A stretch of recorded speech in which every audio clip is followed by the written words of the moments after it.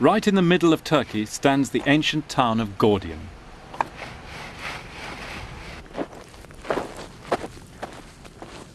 Alexander came here to meet reinforcements from Greece, but he was also drawn by a strange legend.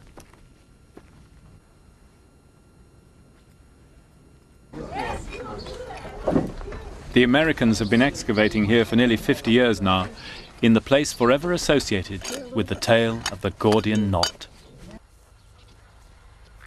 It was just a cheap farm cart, the Greeks said, like the ones you still see in Turkey today. Alexander took a long, hard look at this impossible knot. But he couldn't, for the life of him, see how he could undo it. It was probably rather like the kind of knots we call Turk's heads knots, a big knot with all the ends tucked up inside so you just can't see where to begin. By now there was quite a crowd gathering.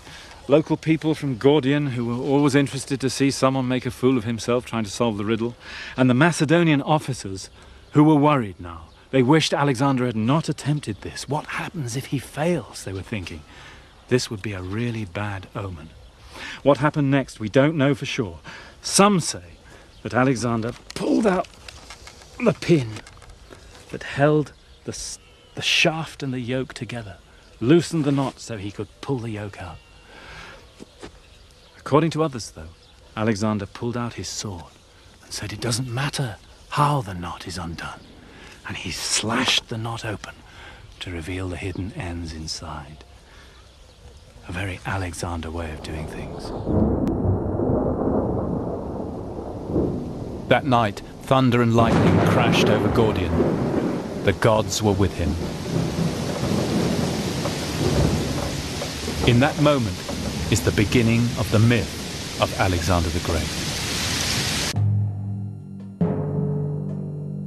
As the Macedonians marched down from Ankara to the Mediterranean, Darius left Babylon with an army twice the size of Alexander's. He circled round Alexander's back and cut off his line of retreat. He would crush the upstart once and for all. Standing here as Alexander rides along his lines, and we're told in the sources, encourages the troops.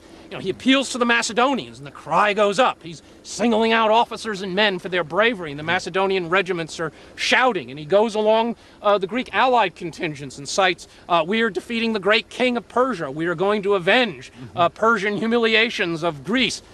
He goes to his Thracian and Balkan allies and says, enemy, kill, booty. And of course they understand that, no problem. These guys are in here for the more fun aspects after the battle. And all of the army is really worked up to a fever pitch. The Persians now are so nervous. They're waiting for the charge, and then Alexander gives, charge, down they come. These troops, oh my God, they're after me, personally. They're gonna kill me. They let loose a volley, which we're told is so bad that the arrows hit each other. It's completely ineffective. They turn around, run into the infantry, let me through, let me through. They try to muscle themselves. This throws the infantry into a panic. In seconds, Alexander's cavalry is coming down into the river, is on top of them. The entire Persian left flank here dissolves in a panic. And the battle's lost in the first few minutes. One could say in the first minute. Alexander had smashed right through to Darius's chariot. Darius had to flee for his life. This is the moment, preserved on a great mosaic from Pompeii.